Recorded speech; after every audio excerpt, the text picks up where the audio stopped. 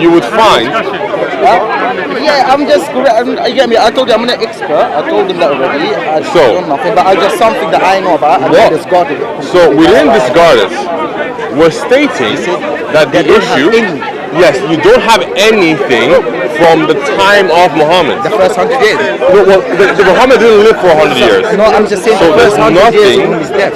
It's the first 100 years. That's all being collected. Again, we are saying that there's nothing from his time when he was alive that would prove these things to you. So these are all myths and legends that come after he died. For example, the very first Sirah on the Prophet is by Ibn Ishaq in the 700s, and it's called Sirah Rasulullah. There are things in there that are now considered to be complete fabrications. For example, I was reading it a few days ago. Do you believe that when Muhammad was born, there was a star in the sky, and the Jews stood on his roof and told the other Jews to come and gather around, and they asked him why, and he said that star is the star of a prophet. Do you believe that happened? I heard it. No, it's a Sirah, the very first one. Yes, I know. Do you believe that? And we had these miracles happening at the birth of our Prophet Muhammad. You believe it? Yeah, there is miracle did happen, and there is some idols destroyed. People didn't know what's happening.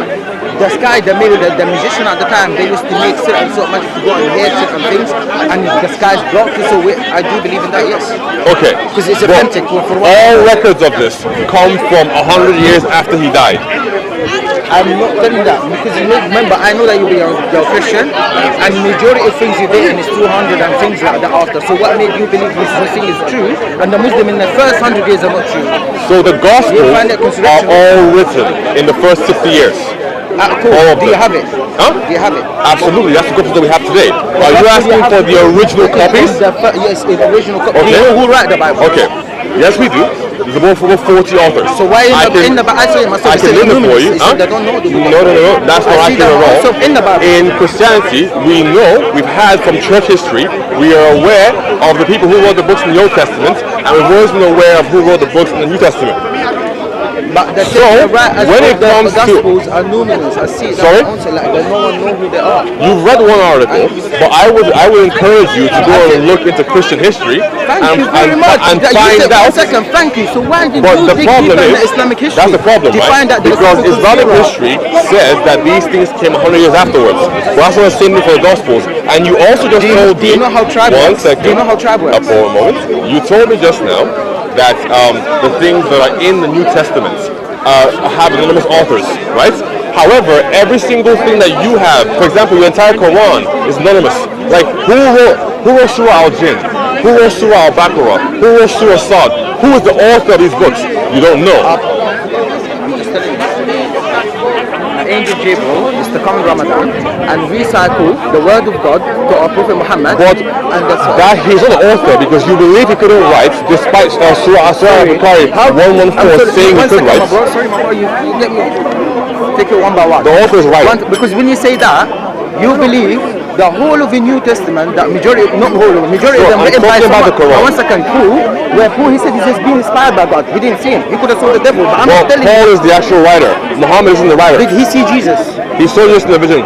But Muhammad. No, one second, you just come back. Bro, you said vision, bro. Muhammad didn't write the Quran. So, like I told you, exactly. But Sahih Al-Bukhari 114 says how he could. So that's the problem. No. I don't believe that. Bring it out and read it. That's not a problem. It's Sahih. Nah, it's not a problem. It's Sahih. So that's your problem. You know what? Anyway, one second. You still can answer who wrote the actual chapters of the Quran. We have a verse. Forget the verse. Me that he can't speak. Go on this point. Forget that. His point was it's Sahih. That's incorrect. Not all of it Sahih. Sahih Al-Bukhari. Not all of it. 114. Not all of it says. His name is Sahih. First of all, you're being ignorant now. Do you know anything about Imam Bukhari? Yeah, I do. Tell me about him. What do you want to know about him? Tell me about how he wrote Sahih Al-Bukhari. Firstly, it's not all of it's written by just Imam al-Bukhari. There's fractions of it that are implemented by other authors as well. Absolutely. It's a compilation that went over 30 generations. Tell me how he did it. It went over 30 generations. Tell me how he did it. Well, he was a companion of Prophet Muhammad sallallahu alaihi wasallam. No, he wasn't. Who was he? Bukhari was not a companion of Muhammad. Who was he? Bukhari came like 100 years after Muhammad. He did it You come after. Okay, cool. Yes. Sorry. Look, tell me about the compilation. Tell me about how. I'm Shia, man. I don't care about the Oh, Bukhari, fam. then whoa. Okay, okay. So in that case, the Shias, I ain't having a conversation with you guys. Muhammad and his However, family is. Of course, Ahlul Bayt, bro. They're saying they don't know who he is. The Ahlul Bayt, That was bro. the main argument. no. They didn't know Muhammad. Ali. That's what we said. We were talking about how any of the Shias might be a little bit different. I mean, you guys are better at history than the Sunnis are, but that's a different problem. Not all of us. Huh? No. Your records are better than the Sunni records, because the Sunni records come 100 years after Muhammad died, possibly even 200 years after he died. So I know that part. But what I was telling him was that in the Sunni records, the Sunni hadiths, for example, that tell you the majority of Muhammad's life come after he died, 100 years after he died.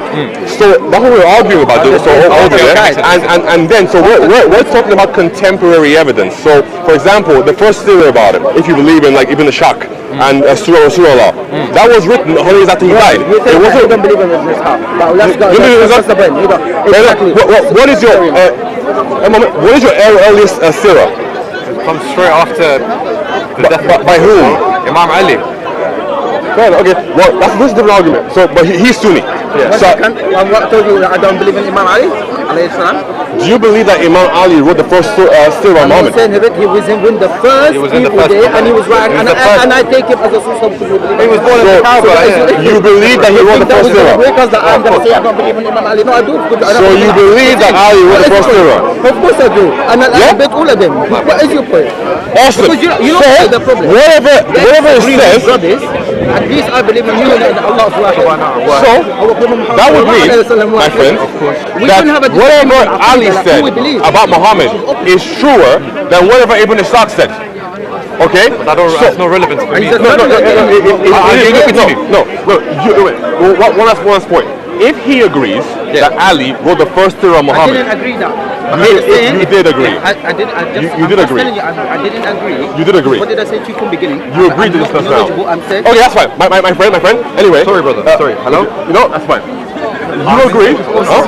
Bro, I'm just telling you again. You agreed. I did not agree. Yes, you did. I just said it's on camera, unfortunately. If what I swear to you, I said You want to if. correct yourself? Yeah, I don't mind. That's what I said, because I'm not So, that's fine. I don't mind. The only thing, again, you mischaracterize. No, that's fine, that's fine. But like I'm telling you, the only problem that we have is that you said that everything about Muhammad is from the first century, right? But the problem is it comes after he died, so that leaves room for his legend to be expanded upon. Talk all you want. Yeah, still I want to say. Talk all you want. Go ahead. Let me know when you're done. Bro, do you know how tribe works and who you are and how you know about anything? You're Somali, right? No, I'm not Somali. What are you? I think I'm correct. Because I know Somalis like are really good at tribes and like lineages and names and stuff. I'm not Somali, that's one. Do you guys have the same culture? Where like you know your We're last far 10, away, matter of fact. do you know your last 10 ancestors or whatever? No, I'm just saying, we're far away But from do Somalia. you know your last 10 grandpas or whatever? Do you guys have that culture? Guess what? Yeah? I know 23 of my name. Awesome. Good, great. So 23 of you're of similar culture, yeah? Carry on. Matter of fact, I was wondering why you were mentioning tribes. Carry on. Exactly that. So if you know how tribe works, how we reserve, my people usually are illiterate, so we can't read the right. I can only skip to Sahara Desert, Okay. where Islam comes to us Okay. through his people, the Moroccans, Okay. and the other Arab. Exactly. So you're gonna say this, okay? You don't. I born and I speak. That's my people. That's my ancestors. Explain to me the story. So even if you don't believe it, I'm talking with the people. My ancestors what been explained to me from what I'm first, innit? Like even religion thing. Okay. That's my ancestors explained. And Arabs have came to our tribes. I live in the Sahara Desert of Africa. That's how my ancestors explained it. They said, so when the Muslims came back in the day, so those conditions some of the early companion and some of them moved on. When the Islam spread a little bit. I'm explaining the Islamic history. Carry on. JC pulls the camera out, sorry. Huh? JC pulls the camera out. Okay. I'm explaining something. Carry on, please. History, maybe if you want. Carry on. I mean, no, I'm sorry. Are we talking? It's not Are a we religion talking thing. about a different thing now? Yeah, it's not a religion. Okay, well, just to cap it off then, the problem is that most of the sources that you have for the life of Muhammad come after he died and are heavily influenced by additions that probably weren't there in the And first I century. was explaining why that was wrong because in the Prophet, the time the Prophet used to live, they written the Quran in gold, they used to memorize it, they used to write in animal skins and a lot of things. The reason they collected it because they were going in jihad, doing a lot of fights, I've and a heard. lot of them are dying. I've So heard. they have this in mind, we have to collect the whole thing. Because the reciters died up there. So it is being read from the first time of the Prophet. They just said, let's collect it together. If you don't want to believe that, that's No, because you see, the problem is, like, can you guarantee me that when they were writing it on bones and sheets, and they were writing it in Arabic and not in Syriac, right? Can you guarantee that? Because that's a problem. Because Arabic in a written form wasn't even popular until after Muhammad died, you know what? It's right? So Islam, and my people came with like 150 years after Islam. Okay. That's how exactly. So we will come to the earliest people who will come when the Arab have come to us, as I said, we explain a lot of things. Where is the easiest place for them to adapt to in Africa? The Sahara, where my people is, we were turbulent. So we did it. We fight against some of my ancestors. Anyway, a lot of that happened between us. Some of the things that I tried. They said, Islam is spreading. Alhamdulillah, from God, they defeated us and we came to God because we. Thank God. Of course, they think I want to be my ancestors to be a pagans. Oh, I think they were Christians before, so Matter of fact, something. Yep. One of my grandparents, the old man, and he's about 50. His dad is still alive. He's about 2100. So sometimes we take him to God for that. The guy said, Saturday, they're going to do something on Saturday. And I don't know why, that's my ancestors. I swear to you, even though they're Muslim. But there is something about Saturdays and certain things. Even we ask, like, we're ancestors are Jews. Because why they? Because he was getting offensive. Saturday, don't do nothing. He's like, 170. And we didn't get that from him. He said that's how our ancestors are like. And that's our generation, because we're only 100% Muslims now as tribes. So we was like, why did they do this? Because that means there were non-believers, because they had certain things that Jews believe. And I don't know where the hell they got this from. That's a problem that I have with know. Islam, in that it makes it sound as though, very similar to the colonial British, it makes it sound as though when they came, everybody who they came to was like brushing their teeth with stones and not doing anything important. Everybody had their own culture, their own technologies, means of reasoning, writing styles. But unfortunately, just like with the colonial Britain, whenever Islam came there, largely they would wipe it away and Arabize the culture. Cool, can I pause you there? First of all, when you say colonialism now, because I came from West Africa. So I'm going to tell you where I'm from and you can understand. So I'm Sahara, I'm from Chad, Central Middle Africa. I live by the movement side, and my mum on the other side from Caribbean. So I grew up Arab side, so I got half of it as Arab tribe, mixed with my African tribe. When you say Arab, do you mean ethnically Arab or culturally Arab? No, ethnically Arab, Arab by name. Remember I told you we're tribal, so that's the tribe of Arab that did it, go back to Yemen. And that's our name, my dad's side that go back to the Sahara Desert of Tawarik or whatever from Ansar. So we reserve our name. I'm not 23, my name is not just much rock, and a lot of my friends say, why the fuck do you know that? I said, bro, like, the teacher did it, my dad, and we have to learn it.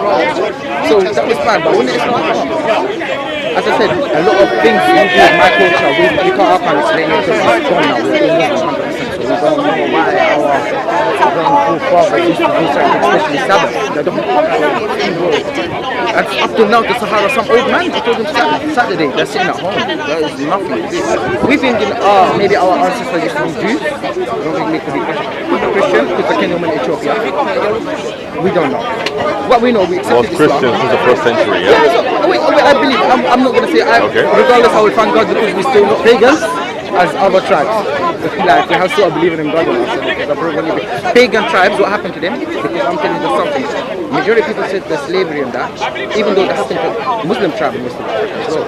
But there were a lot of pagan belief people, and some of the people in Africa, that not Muslim tribes, they say we believe that punishment for God, a lot of Africans got out of the way and started worshipping trees and that, and he was a man in Africa at the time, there was all sorts of worshipping. There was away from God a lot of times. I agree. Till a lot of Muslims came and a lot of Christian missionaries, and don't get twisted, I would rather see him as a Christian than pagan. Fact. At least I know he believes in God, and maybe God will judge him with whatever, you know what I mean? But I would rather not see a pagan than, you know what I'm saying? So a lot of missionaries are going to Africa, a lot of Muslim, a lot of Africans start coming back to religion. That's something that's serious. Coming back to religion, because essentially Africans were always religious in some sense. Like I don't even know a single atheist African tribe. There might be one or two out there. Oshuba guys in Nigeria, one of the biggest tribes that always worship Oshuba. Oshuba is a spirit, and that spirit is being put on the tree. So that's what atheists do. Because I told you that I don't think any African tribes are atheists. Oh no, they're not atheists. They always believe in something. So they believe in something, yes, sure. Yeah, Africans is very spiritual. But I don't think that your people adopting Islam was a positive thing. It was better off when you guys were potentially Christians. And I think you might want to go and revisit that. Because you will find... No. You might also want to go and revisit the old faith.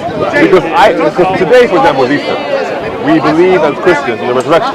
We believe that today is the day by which Christ rise from the dead, and he was able to fulfill his mission on earth of returning us to God. I respect that. That's your plan. I get it. Okay. Can you please hear where I'm coming from? I hear where you're coming from. I swear to you, nothing. I hear you. Nothing about Islam. No, Well, let me just my say problem something was about Islam. about Islam. No, forget about Islam. Put Islam aside. You see what you just said to me right What I now? said to you. Because the way I thought how to understand God in my head. So you just said, yeah, that's when God died and resurrected. But when I ask you who Jesus says God, but you told me he died and resurrected. Yes. And now I look at you. So now you're cracks already. No, pause right there. Can't do it. It's Now very you just simple. already- It's very simple. It's very simple. I heard it a million times. Okay, so tell me about it then. Tell me why God can die. Tell me. Tell me the answer. No, but you see, you've heard it a million times. You've heard it a million times, right? So tell me the answer. Tell me why Christians believe that Jesus Christ died. Tell me why. They say died for their sins. Huh? Died for their sins. No, but if he's God, how can he die? Tell me why. Because they're saying God can do it. That's it, yeah? That's the closest answer that can just shut me up. Okay. But I can't. Anything else, you didn't even make any. Would you like a slightly more intellectual answer, or are you happy with Alalum or whatever? Yeah? Okay, so what I would tell you is that we believe in something called the incarnation, that Christ came in the form of a man, right? But him coming as a man doesn't mean he's not Christ anymore, or he's not God anymore. Because we believe that there is something that connects him to God constantly in a manner that which can be severed. And what we call that is his divine essence, the very existence of God himself. So when he comes out as a human being, he has both the divine essence that can never be severed, as well as taking on a human essence, becoming like you and me. I would accept that if Jesus came from the sky as a man and he paid. But him going to a woman's womb to be in need for milk and all of that stuff, to grow up to be a baby and then be a god, that's what I'm going to say. But there was a reason. But there was a reason behind that. It wasn't random. There was a reason behind it. Okay. So if you read the book of Romans, right, it will tell you. I don't know the book of Romans. I don't believe in it. So you have to tell me a different argument. So I don't believe in it. No, I'm sorry, because we believe in it. So you don't have to see it. Because I can tell you I don't believe in the Quran, so I won't hear this in the Quran, but I won't want. If I believe in the Quran, you're going to say, one second, in the Quran, no, one second, to correct you. I can know that you guys believe what's in the Quran. Wait a minute, pause your Quran point, because I'm trying to tell you why it was important that Jesus Christ came as a man. I'm going to show you why you Pause for a second. You just said to me, what did So, you pause. say to me? In Romans, it tells us that the reason that God came down in the form of a man was because through Adam, that is how sin entered the world. Before Adam sinned, there was no sin on earth. Yeah, I agree. Through him doing that, he then introduced death into the world. Because it's an understanding that we have in Christianity that through sin came death.